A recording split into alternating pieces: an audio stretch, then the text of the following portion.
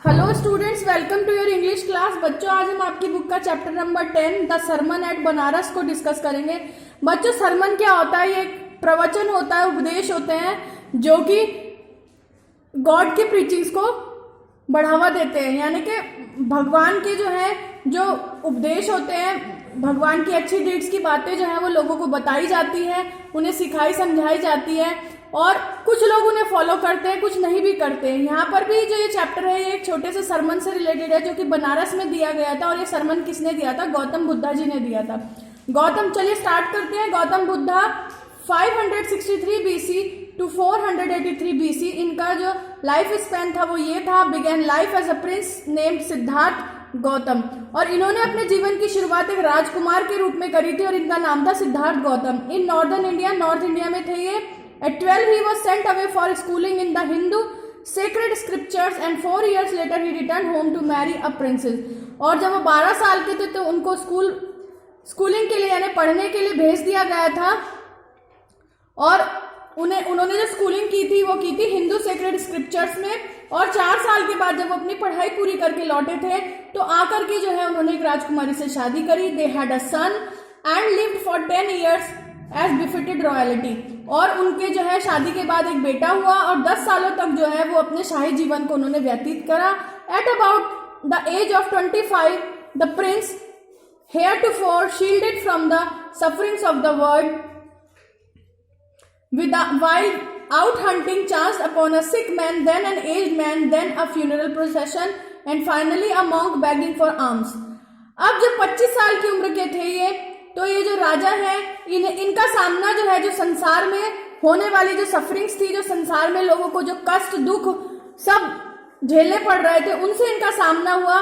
जब ये शिकार करने गए थे तो चांस की बात है कि इनकी जो मुलाकात है वो एक सिक मैन से, एक बीमार आदमी से हुई, एक बूढ़े आदमी से हुई। और इन्होंने एक जो है फ्यूनरल प्रोसेशन यानी कि अंतिम संस्कार देखा। और फिर फाइनली लास्ट में ये एक मॉन्क से मिले, एक साधु से मिले जो कि भीख मांग रहा था। These sights so moved him that he at once became a beggar। और ये सारे जो दृश्य थे, जो 4 नजारे इन्होंने देखे, इनसे इतना ज्यादा जो है मूव्ड हो गए थे, इतने ज्यादा जो है इनके दिल को घात पहुंचा था, इतना ज्यादा ये जो है दुखी परेशान हो गए थे कि उसी वक्त तुरंत के तुरंत एक भिखारी बन गए। इन्होंने अपना राजसी जीवन छोड़ दिया and went out into the world to seek enlightenment concerning the sorrows he had witnessed. और वो इस दुनिया में खोज में निकल गए। किस चीज की खोज में निकल गए? कि जो उसने वो जो दुख देखे थे, वो 4 प्रकार के दुख उसने जो देखे थे, जिसका उससे सामना हुआ था, उनको जो है कैसे जो है दुखों को दूर किया जाएगा, उसके लिए एनलाइटमेंट ढूंढने के लिए वो निकल पड़े। He wandered for 7 years and finally sat down under a fig tree। वो 7 सालों तक इधर उधर भटके और फाइनली फिर वो जो है एक फिग के पेड़ के नीचे बैठ गए। Where he vowed to stay until enlightenment came। और वो वहां पर तब तक बैठ करके उन्होंने तपस्या करी जब तक एनलाइटमेंट उन तक नहीं पहुंचा। Enlightened after 7 days he remained, renamed the tree the Bo tree। और जब 7 दिनों के बाद उनको जो है वो तेज मिला, वो जो चाहते थे एनलाइटमेंट वो उन्हें प्राप्त हुआ, तो उन्होंने उस पेड़ का नाम रखा बो ट्री। बो ट्री का मतलब है ट्री ऑफ विजडम, बुद्धिमत्ता का पेड़। And began to teach and to share his new understandings. और उन्होंने जो है टीच करना शुरू कर दिया, पढ़ाना शुरू कर दिया और अपनी अंडरस्टैंडिंग जो उनको नई सोच समझ मिली थी उन्होंने जो है उसको शेयर करना, लोगों से बांटना शुरू कर दिया। At that point he became known as Buddha. और तब उनका नाम जो है वो बुद्धा पड़ा, द अवेकन्ड और द एनलाइटेंड। अब बुद्धा कौन है? जो कि अवेकन्ड है और एनलाइटेड है। The Buddha preached his first sermon at the city of Banaras. और बुद्धा जी ने जो है अपना पहला सरमन, अपना पहला प्रवचन उपदेश जो है वो बनारस के शहर में दिया। Most Holi of the dipping places on the river Ganges. और वो सबसे पवित्र स्थल है उन जगहों में से जहां पर जो है गंगा नदी बहती है। That sermon has been preserved and is printed here. और उस सरमन को, उस उपदेश को, उस प्रवचन को जो है प्रिजर्व करके, सुरक्षित करके रखा गया और उसे यहाँ इस लेसन में छापा गया है। It reflects the Buddha's wisdom about one inscrutable kind of suffering. और इसमें जो है बुद्धा जी की जो बुद्धि थी उसकी जो है एक रिफ्लेक्शन दिखाई गई है कि एक जो है सफरिंग है, हम जो है किसी चीज से जब सफर करते, जब हम किसी दुख से ग्रसित होते हैं तो उसके बारे में जो है यहाँ पर बुद्धा ने अपनी बुद्धि का प्रयोग करके बताया है। इस सरमन में उन्होंने वो उपदेश दिए। एक छोटी सी स्टोरी टाइप है बच्चों। Kisha Gautami had an only son and he died. Kisha Gautami नाम की एक महिला थी, उनका केवल एक ही बेटा था और वो मर गया। In her grief she carried the dead child to all her neighbours.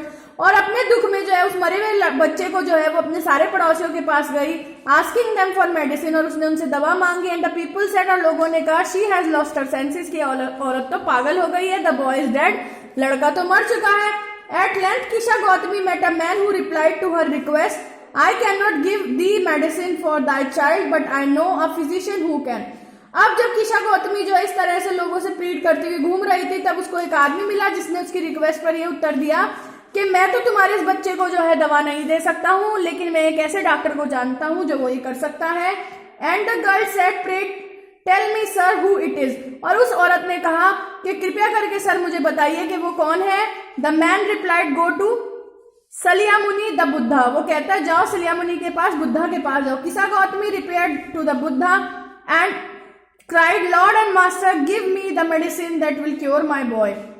Kisha Gautami अपने बेटे को लेके बुद्धा के पास पहुंचती है और उनसे कहती है, भगवान और गुरुजी जो मेरा बच्चा है उसको दवाई दो जिससे कि वो ठीक हो जाए। The Buddha answered, want a handful of mustard seed. Buddha उसको उत्तर देते कि मुझे एक मुट्ठी भर जो है सरसों के दाने चाहिए।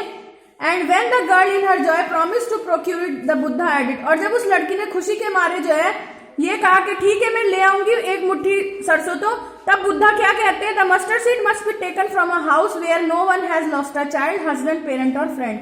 कि वो सरसों के जो दाने हैं वो ऐसे घर से होने चाहिए जहां पर कोई भी ना मरा हो, ना किसी का बच्चा मरा हो, ना पति, ना माँ बाप, ना कोई दोस्त। यानी कि उस घर में जिसमें कि कोई मौत ना हुई हो, उस घर का किसी मौत से संबंध ना हो, उस घर से तुम्हें जो है ये दाने लाने हैं सरसों के।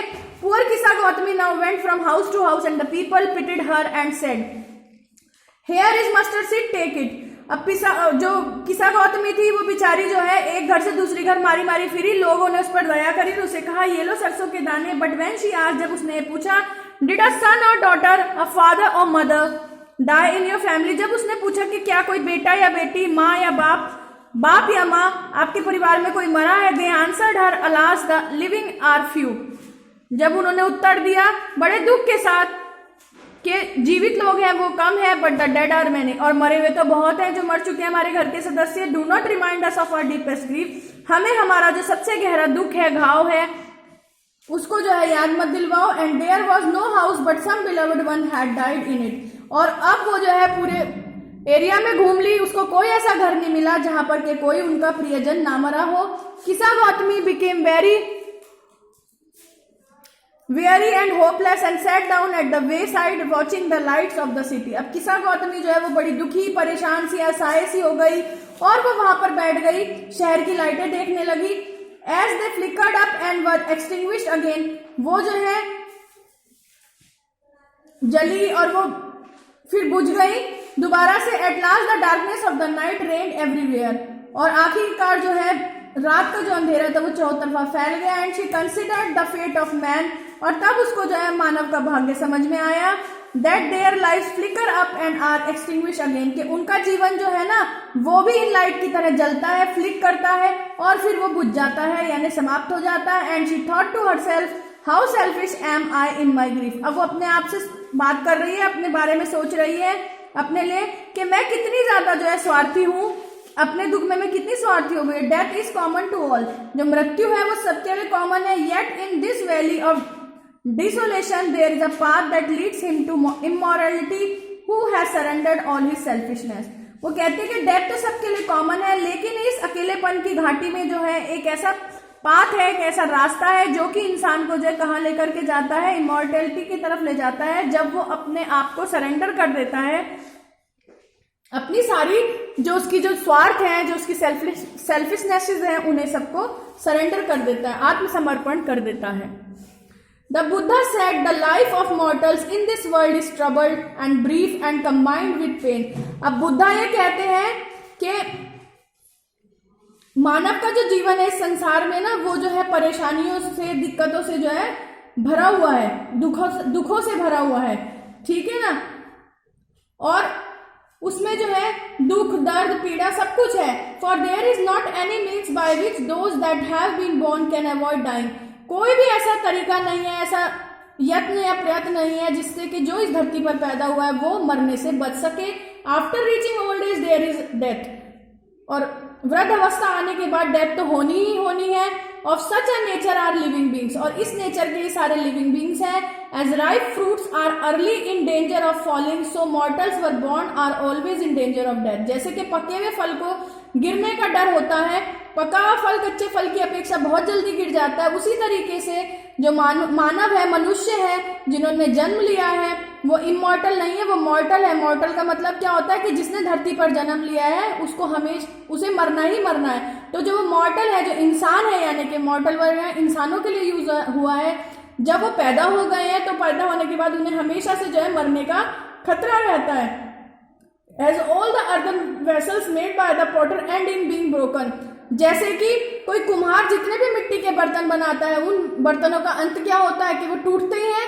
So is the life of mortals, और सेम वैसी ही जो है, वैसा ही जो सीन है वो किसके साथ में है, वो हम लोगों के साथ में है, वो जीवों के साथ में, हमारे जीवन के साथ में है। Both young and adult, both those who are fools and those who are wise, दोनों ही जवान भी और बूढ़े भी, दोनों जो कि मूर्ख हो चाहे वो बुद्धिमान हो, all fall into the power of death, सभी के सभी जो है, जो मृत्यु की जो ताकत है वो उसमें जरूर वो उसमें जकड़े जाते हैं, यानी कि सभी की मृत्यु जो है जरूर आती है। All are subject to that, संसार में जो है ना हर किसी को जो है ना कभी जो है मरना ही जरूर है, जरूर जरूर मरना है। Of those who overcome bye death depart from life, a father can not save his son nor kinsman their relations. अब वो कहते हैं जो लोग हैं जिनकी मौत आती है ना, वो जीवन से तो चले जाते हैं, उनकी लाइफ तो खत्म हो गई, ठीक है ना। अब कोई भी बाप ऐसा नहीं है जो अपने बेटे को बचा सके, या कोई भी ऐसा सगा संबंधी नहीं है जो अपने नाते रिश्तेदारों को बचा सके। Mark, while relatives are looking on and lamenting deeply, one by one mortals are carried off।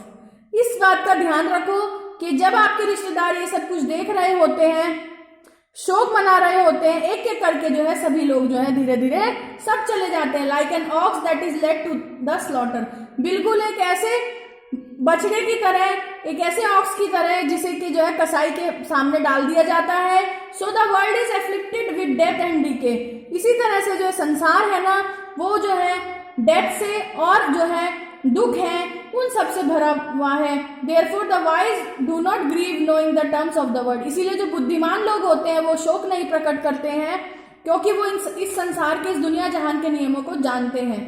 Not from weeping nor from grieving will anyone obtain peace of mind, ना तो रो करके ना ही दुख मना करके जो है किसी को भी जो है मन की शांति नहीं मिलती है, ठीक है ना। On the contrary his pain will be greater, बल्कि दूसरी तरफ इसके ठीक विपरीत क्या होगा, उसका दर्द जो है वो बढ़ता चला जाएगा। And his body will suffer, और उसकी जो बॉडी है वो सफर करेगी, वो पीड़ा को सहन करेगी।